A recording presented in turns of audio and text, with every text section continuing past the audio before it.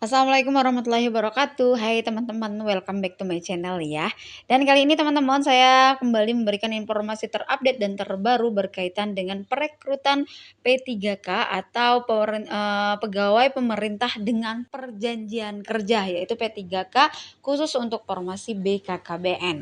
Ini teman-teman sudah keluar suratnya dari BKKBN ini dengan nomor 5335-KP.02-B2 tahun 2024 tentang pelaksanaan seleksi pengadaan pegawai pemerintah dengan perjanjian kerja Badan Kependudukan dan Keluarga Berencana Nasional tahun anggaran 2024. Ini ya teman-teman ya, ini sudah keluar suratnya dan juga persyaratannya bisa nanti teman-teman baca. Saya letakkan linknya di deskripsi ya, di video di bawah ini biar teman-teman nggak kebingungan mencarikan informasi terkait dengan pengadaan P3K BKKBN. Perlu saya jelaskan ini teman-teman, dokumen persyaratan yang harus teman-teman lampirkan. Yang pertama adalah KTP.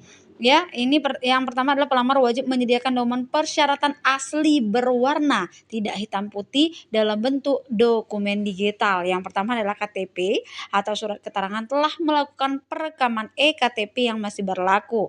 Terus yang kedua, surat lamaran ditujukan kepada Kepala BKKBN, Ceki Ketua Panitia Seleksi Pengadaan P3K BKKBN tahun anggaran 2024. Diketik dengan menggunakan komputer dan ditandatangani bermaterai sebagaimana format terlampir.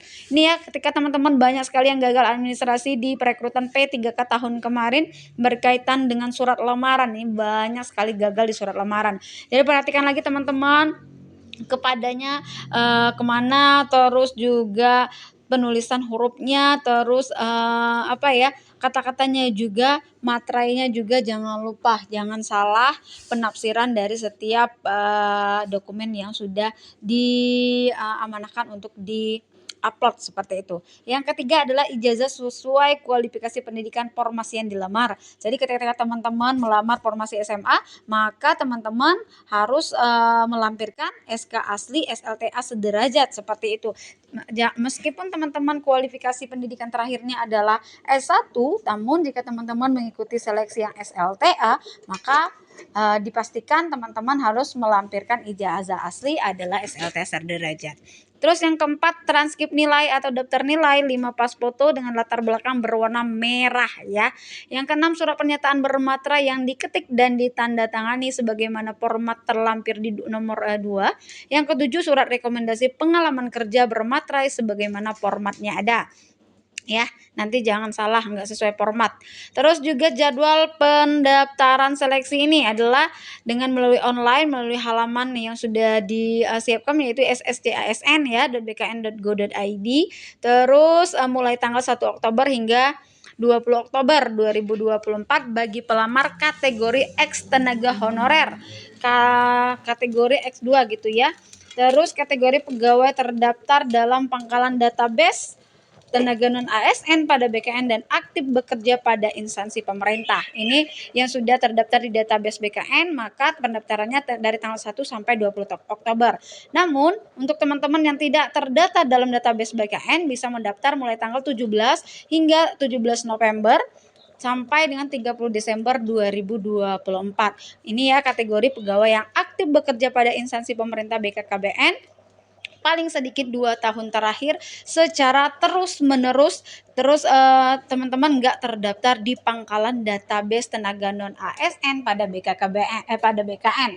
Ya, jadi teman-teman yang masih banyak bertanya gitu, Kak, Mbak Vivin gitu ya, gimana kalau saya nggak terdaftar di database BKN karena saya nggak sempat gitu atau nggak tahu informasi. Namun saya tetap bekerja sudah 2 tahun lebih malah. Nah, teman-teman bisa mendaftar di bagian kedua yaitu mulai tanggal 17 hingga 31 Desember 2024. Tahap-tahapannya ya, yang pertama seleksi administrasi, yang kedua seleksi kompetensi atau CAT, yang selanjutnya yaitu pelamar hanya memilih satu lokasi ujian saat pelamar melalui SSCSN. Yang bagian C, pelamar wajib mengunggah dokumen persyaratan pastinya. Terus pelamar wajib memastikan dokumen yang diunggah terbaca jelas dan tepat yang sesuai. Terus sebelum melamar memilih informasi lokasi ujian dan yang lainnya ya bisa dibaca ya teman-teman ya. Yang bagian H ini dalam pelamar yang sudah dinyatakan lulus tahap akhir seleksi, sudah mendapatkan nomor induk P3K, kemudian mengundurkan diri, kepada yang bersangkutan dikenai sanksi tidak boleh melamar pada penerimaan ASN untuk 2 tahun anggaran. Ini ya, jika teman-teman misalkan sudah mengisi formasi nih dan sudah mengikuti tes dan dinyatakan lulus, sudah keluar nih nomor induknya gitu ya. Namun karena berbagai pertimbangan teman-teman mau mengundurkan diri, maka dipikirkan lagi karena 2 tahun teman-teman tidak bisa mengikuti seleksi ASN baik itu CPNS maupun P3K.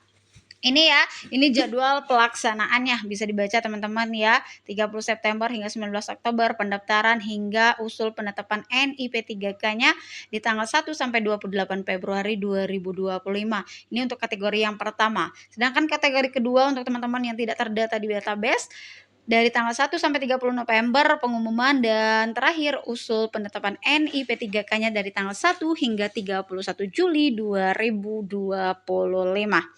Oke teman-teman ya, ini dibuat 30 September 2024. Ini adalah surat tentang pelaksanaannya. Kemudian kita bahas lagi teman-teman. Ada juga nih untuk teman-teman sekalian, ini kategorinya nih teman-teman ya. Kategorinya juga saya akan bahas di video ini. Ini adalah formasi yang sudah dibuka oleh jabatan kualifikasinya ya, oleh BKKBN. Terletak di unit penempatan bermacam-macam tersebar di seluruh Indonesia. Jadi teman-teman bisa baca ya.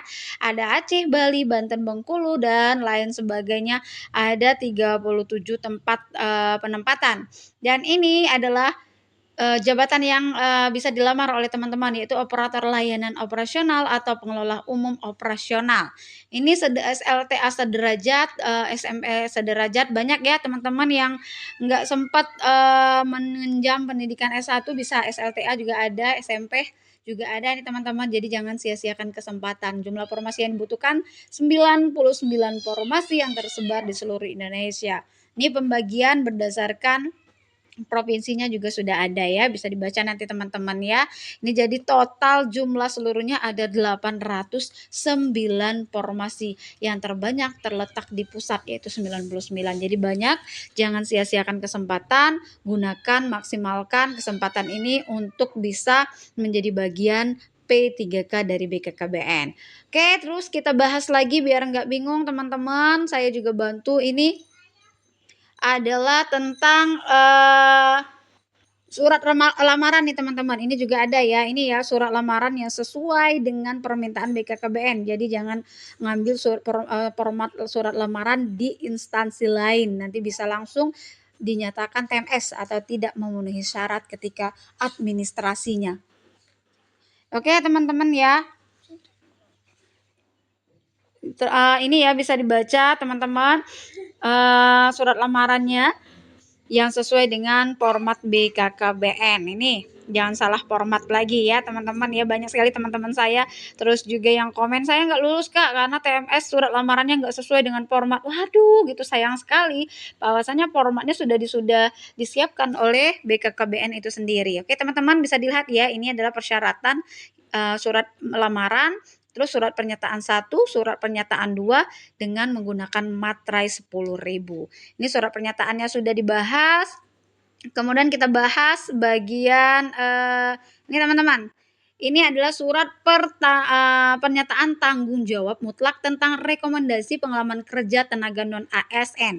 Ini kalian bisa buat nih untuk surat rekomendasi pengalaman kerjanya. Ini nama pembuat pernyataannya siapa gitu ya. Terus pembuat pernyataannya juga siapa. Jadi teman-teman bisa meminta kepada misalkan tempat wilayah kerja teman-teman setempat, kepala dinas atau siapa yang teman-teman bisa meminta rekomendasinya sesuai dengan jabatan kerja teman-teman. Ini juga menggunakan materai 10.000.